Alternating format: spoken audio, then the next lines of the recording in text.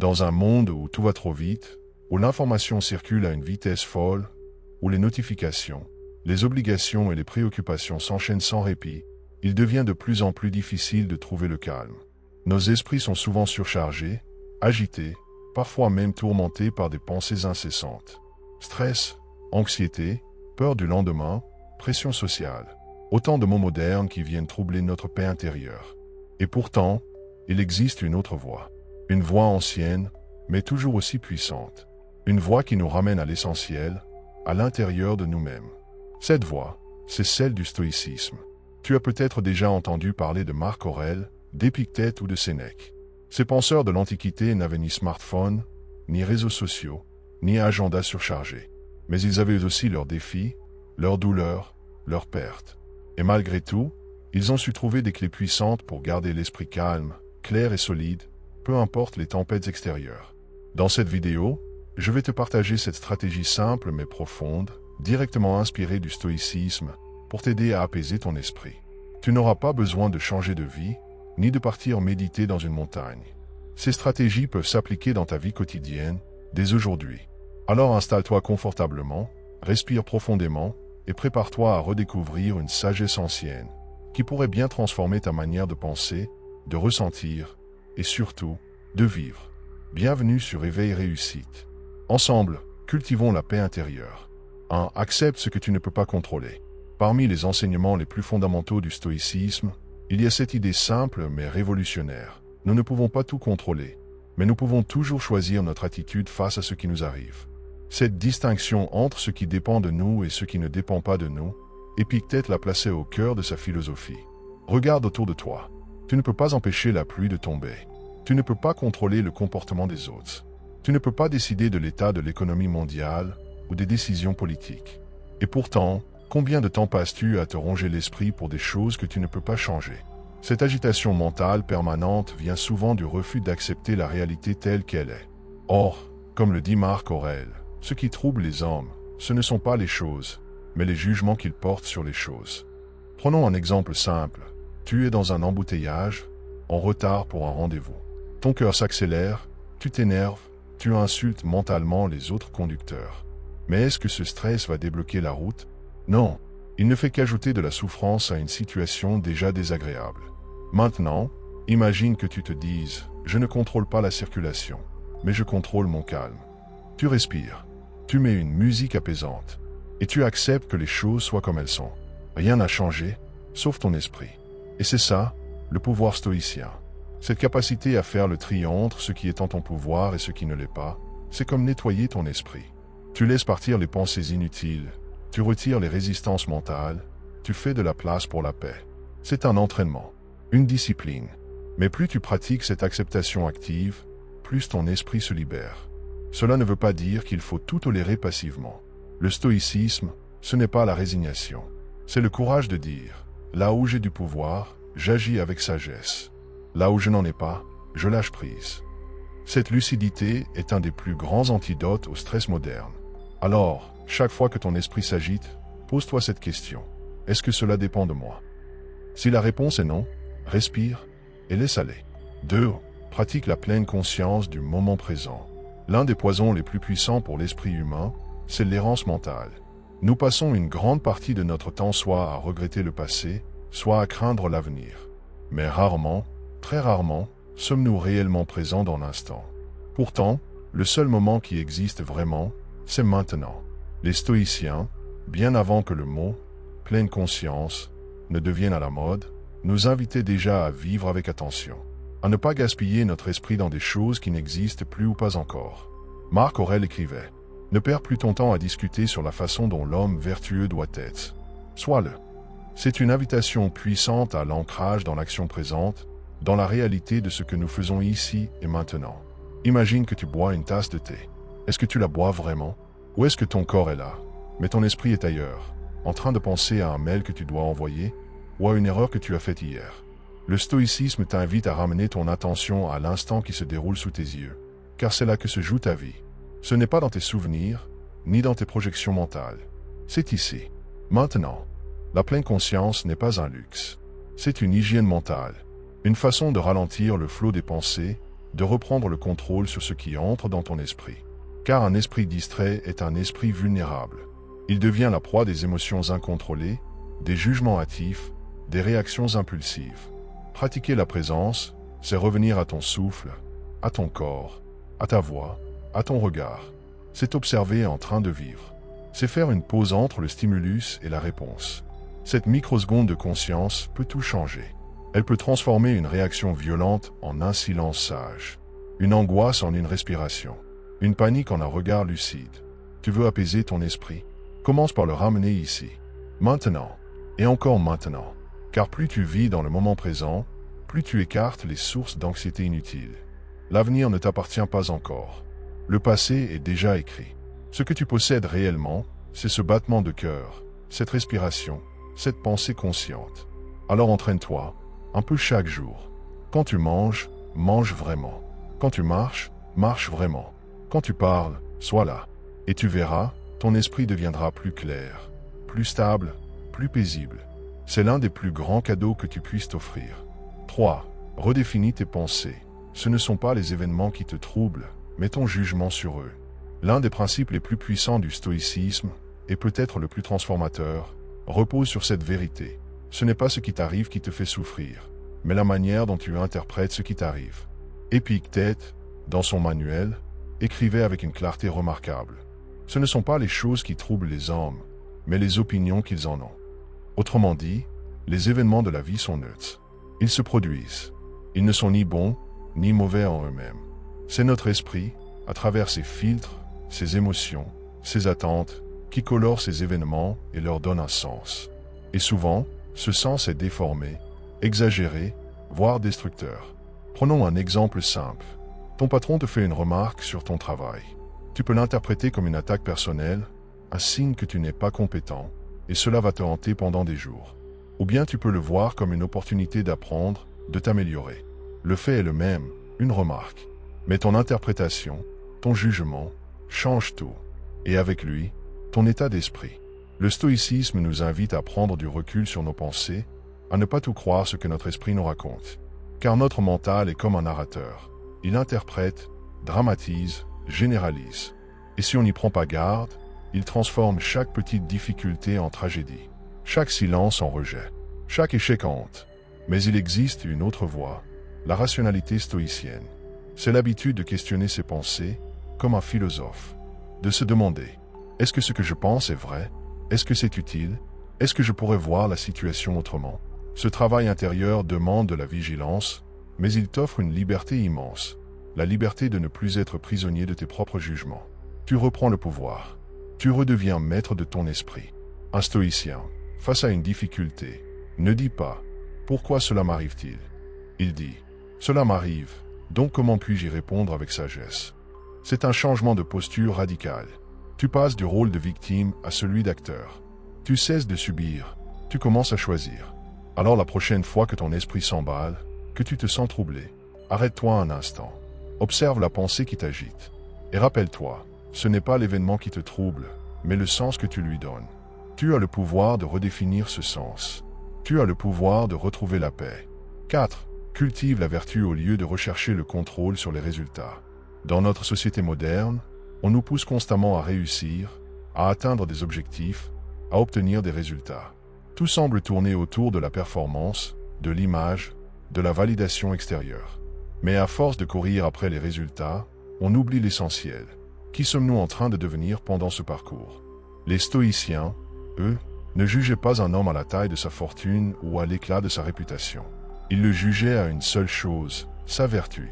Et par vertu, ils entendaient l'excellence intérieure, la capacité à vivre avec justice, courage, tempérance et sagesse. Pour eux, c'est là que résidait la vraie réussite, non pas dans ce que l'on obtient, mais dans la manière dont on agit. Sénèque disait, « La vraie grandeur, ce n'est pas de dominer les autres, mais de se dominer soi-même. » Cela signifie que tu peux échouer selon les critères du monde, perdre ton emploi, être mal compris, ne pas atteindre tes objectifs, mais si tu as agi avec intégrité, patience et constance, alors tu n'as pas échoué. Au contraire, tu as grandi. Regarde un archer stoïcien. Son objectif est de tirer sa flèche avec précision. Il se concentre sur sa posture, sa respiration, et la tension de l'arc. Mais une fois la flèche lâchée, il n'a plus de contrôle sur le vent, la cible ou les imprévus. Ce qui compte, c'est l'intention juste et l'effort sincère, pas le résultat. Dans ta vie, tu ne peux pas toujours contrôler comment les autres vont réagir, ni si ton travail sera reconnu, ni si tes projets réussiront. Mais tu peux toujours choisir d'agir selon tes valeurs. Tu peux décider d'être honnête, même si cela ne te rapporte rien sur le moment. Tu peux être bienveillant, même si tu n'en tires aucun avantage. Et en cela, tu construis une paix intérieure solide et durable, car elle ne dépend plus des circonstances. C'est cela, le cœur du stoïcisme, se concentrer sur ce qui dépend de toi, ton caractère, ton intention, ton comportement et lâcher prise sur le reste. En cultivant la vertu, tu n'as plus besoin de courir après la reconnaissance ou la réussite. Tu trouves ta valeur en toi-même. Tu deviens ton propre juge, ton propre guide. Et cela, c'est une libération. Alors pose-toi cette question régulièrement. Suis-je en train d'agir en accord avec mes principes? Si la réponse est oui, peu importe ce que le monde en pense. Tu es sur la bonne voie. Et ton esprit peut enfin se reposer. 4. Cultive la vertu plutôt que l'obsession des résultats. Deviens le maître de toi-même. Dans un monde obsédé par les performances, les classements, les likes, les trophées visibles, il est facile de se perdre dans la quête du résultat. On mesure la réussite à l'argent gagné, aux diplômes accrochés au mur, au nombre de followers. Mais cette quête sans fin d'approbation et de succès extérieurs nous laisse souvent vides intérieurement. Pourquoi? Parce que ce que nous poursuivons ne dépend pas totalement de nous. Les stoïciens, eux, nous offrent une boussole intérieure bien différente. Ils nous enseignent que la paix de l'esprit n'est non pas de ce que nous obtenons, mais de ce que nous devenons. Ils nous rappellent que la seule chose réellement en notre pouvoir, c'est notre caractère, nos choix, nos vertus. Marc Aurèle, empereur de Rome et philosophe stoïcien, gouvernait un empire immense. Mais il savait que son pouvoir n'était rien sans la maîtrise de lui-même. Il écrivait « Le fruit de cette vie, c'est une bonne disposition de l'âme, de bonnes actions et de bonnes intentions. » Cela signifie que peu importe si tu échoues dans tes projets, si les circonstances te résistent, si les autres ne te reconnaissent pas, si tu as agi avec courage, intégrité, justice et sagesse, alors tu as réussi. Prenons un exemple simple, tu travailles dur sur un projet, mais il échoue. Tu pourrais te sentir frustré, découragé. Mais demande-toi, ai-je donné le meilleur de moi-même? Me suis-je montré patient, honnête, persévérant? Si oui, alors tu as grandi, et cette croissance-là vaut plus que n'importe quel succès apparent. Cette philosophie est libératrice. Car lorsque tu cultives la vertu, tu redeviens libre. Tu n'es plus dépendant de l'approbation des autres, ni esclave des résultats. Tu ne te bats plus pour paraître, mais pour être. Tu passes de la réaction impulsive à l'action réfléchie, de la dépendance à la maîtrise de toi. Et cela ne veut pas dire renoncer à tes objectifs. Cela signifie les poursuivre avec détachement, en mettant l'accent sur ce que tu contrôles, ton intention, ta discipline, ton comportement. Le reste, la réussite ou l'échec, est secondaire. Car ce qui compte vraiment, c'est la personne que tu deviens en marchant vers ce but. Le stoïcien ne cherche pas à gagner à tout prix. Il cherche à rester fidèle à lui-même, même quand le monde entier vacille. Et cette fidélité intérieure est la véritable source de calme et de puissance. Alors retiens cette phrase simple mais puissante. Agis avec vertu, et laisse les résultats suivre leur cours. C'est dans cette posture que ton esprit s'apaise, car tu sais que tu fais ce qui est juste. Tu n'es plus en guerre avec toi-même. Tu es en paix. Et cette paix, personne ne peut te l'enlever. 5. Accepte l'incontrôlable. Fais la paix avec le destin. Amor fati des stoïciens. L'une des clés fondamentales pour apaiser ton esprit, c'est de comprendre et surtout d'accepter profondément que tout ne dépend pas de toi, et que ce que tu ne contrôles pas, tu dois apprendre non seulement à le tolérer, mais, selon les stoïciens, à l'aimer. C'est ce qu'ils appelaient amor fati, l'amour du destin. Cela peut sembler étrange à première vue. Pourquoi aimer ce que je n'ai pas choisi? Pourquoi aimer la douleur, les pertes, les imprévus, les injustices? Pourtant, cette idée stoïcienne est l'une des plus puissantes pour trouver la paix. Elle te dit, tu n'as pas à tout contrôler pour être libre. Tu as seulement à accueillir ce qui t'échappe avec dignité, calme et sagesse. Marc Aurèle, qui a connu des guerres, la maladie, la trahison, disait « Reçois sans orgueil, renonce sans regret ». Il savait que la vie est imprévisible, que le monde est en perpétuel mouvement, et que se battre contre ce que l'on ne peut pas changer, c'est comme vouloir arrêter le vent avec ses mains. Ce n'est pas une résignation. Ce n'est pas dire Tout est écrit. Alors à quoi bon? Non. C'est reconnaître que tu es co-créateur de ta vie, mais que tu ne peux pas tout diriger. C'est apprendre à danser avec l'existence, au lieu de lui résister sans cesse. Prenons un exemple concret. Tu tombes malade. Tu ne l'as pas voulu. Tu n'as pas choisi. Mais tu peux choisir ta réponse. Tu peux sombrer dans la plainte, ou tu peux transformer cette épreuve en opportunité de ralentir, de réfléchir, de te réinventer. C'est cela, l'amor fati. Ne pas subir la vie, mais l'embrasser dans tout ce qu'elle apporte, le doux comme la mer. Cette acceptation active, cette posture intérieure, t'offre une force tranquille. Car tu ne vis plus dans la peur constante de perdre. Tu sais que la vie suit son cours. Que tout ce qui arrive peut servir ton évolution, si tu l'accueilles avec la bonne disposition d'esprit. Et surtout, tu arrêtes de gaspiller ton énergie mentale à vouloir changer ce qui ne peut pas l'être. Les comportements des autres, les accidents, les pertes, les retards, les critiques. À la place, tu te concentres sur ta réponse, sur ce que tu fais avec ce qui t'arrive. C'est là que l'esprit s'apaise. Il cesse de lutter contre l'océan. Il apprend à naviguer avec le courant, sans perdre sa direction. Alors pose-toi cette question lorsque tu fais face à une situation difficile. Est-ce que cela dépend de moi? Si oui, agis avec courage. Sinon, accueille avec calme. Et rappelle-toi cette vérité stoïcienne, simple et puissante. Ce qui arrive était nécessaire, et il tient à moi d'en faire une bénédiction. Quand tu intègres cette sagesse, tu n'es plus ballotté par la vie. Tu marches au cœur de la tempête avec un esprit clair et une âme solide. Et c'est ainsi que tu trouves la paix véritable. 6. Pratique la présence, reviens à l'instant présent pour désarmer l'anxiété. Dans un monde où l'on est sans cesse tiraillé entre les regrets du passé et les inquiétudes du futur, le stoïcien, lui, s'efforce de revenir à l'instant présent. Il comprend que la paix intérieure ne se trouve ni dans ce qui a été, ni dans ce qui sera, mais dans ce qui est ici et maintenant. Épictète nous rappelle, il n'y a qu'un temps où il est possible de vivre, c'est le moment présent. Et pourtant, combien de fois sommes-nous réellement présents? Nous vivons souvent dans nos pensées, dans des scénarios mentaux. Nous ruminons des choses qu'on ne peut plus changer. Nous anticipons des événements qui ne se produiront peut-être jamais. Résultat, notre esprit est en ébullition, notre cœur est agité, et nous passons à côté de l'instant réel, le seul où la vie se déroule véritablement. Les stoïciens, bien avant les pratiques modernes de pleine conscience, avaient compris cette vérité. La maîtrise de soi commence par l'attention. Être attentif à ce qui se passe en toi, à ce que tu ressens maintenant, à ce que tu fais ici. C'est une forme de vigilance intérieure. Une présence lucide, mais sans jugement. Quand tu es dans l'instant, tu coupes le flot anxiogène du mental. Tu n'es plus prisonnier des « et si » ou des « j'aurais dû ». Franc. Tu redeviens acteur de ta vie, centré, ancré, calme. Tu peux alors prendre de meilleures décisions, écouter vraiment les autres, goûter la beauté simple d'un moment ordinaire. Revenir au présent, c'est aussi une hygiène mentale. Comme on nettoie son corps chaque jour, on peut, par la respiration, l'observation, la lenteur, nettoyer son esprit du trop-plein. Pas besoin de retraite au sommet d'une montagne. Il suffit de faire pause, respirer profondément, observer ses pensées sans s'y attacher, regarder autour de soi, écouter le silence. Marc Aurèle écrivait « Perds-toi dans le présent, c'est la seule réalité. Le reste est ombre et illusion. » Cette présence à soi-même, cultivée jour après jour, crée un espace intérieur où rien ne presse, où tu peux exister pleinement. Même en pleine activité, tu peux être là. Quand tu marches, marche.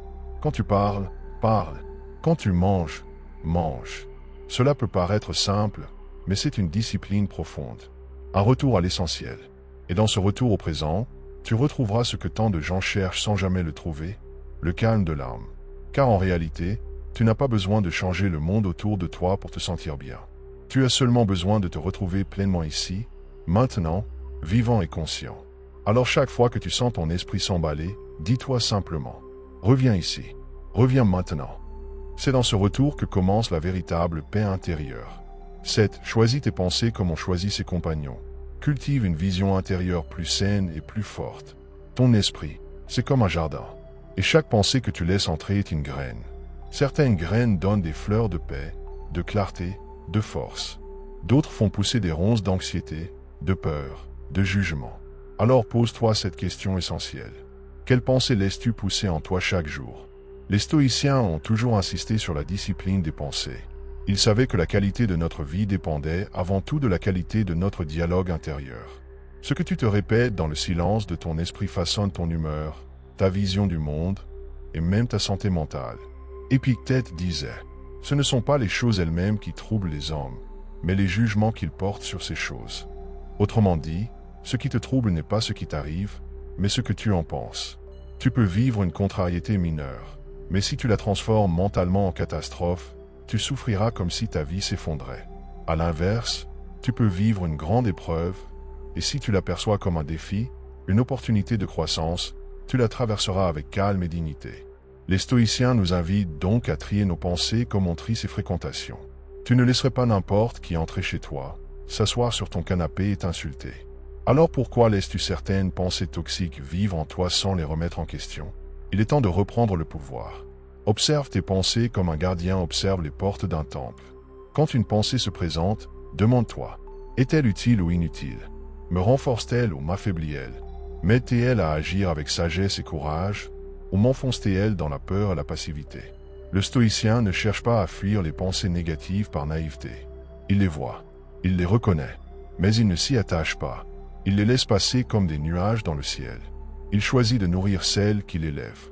Et cela demande de la pratique. Mais jour après jour, cette hygiène mentale transforme tout.